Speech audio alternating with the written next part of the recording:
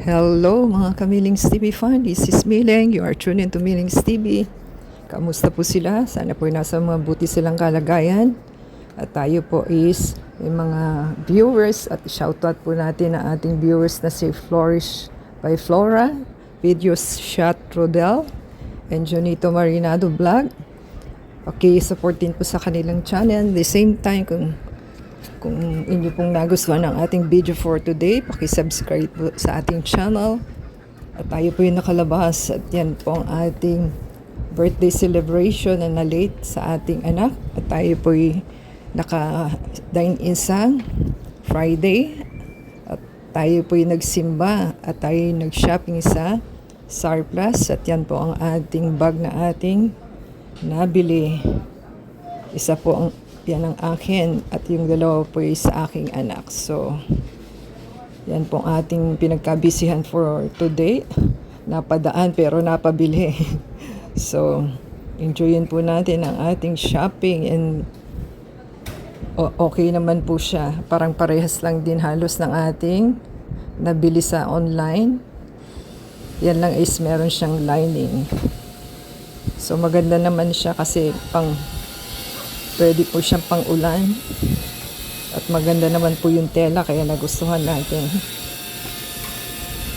So after that po is fast track po tayo kasi naka voice over tayo. At inyong naririnig po yung ating mga construction worker na nag-iingay na hindi natin makokontrol kahit isara mo yung bintana.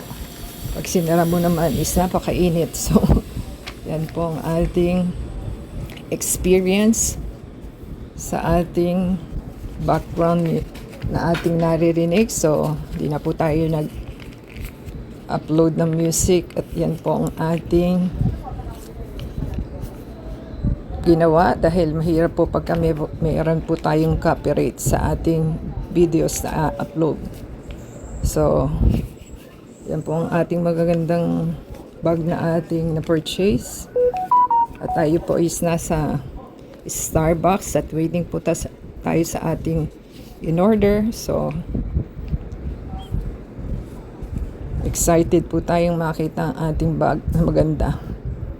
So, yan po yung one of the magandang item na ating nabili.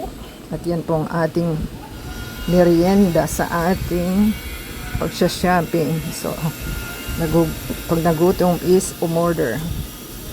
So kung nagustuhan po nila ang ating video for today, subscribe po sila, like, comment down below.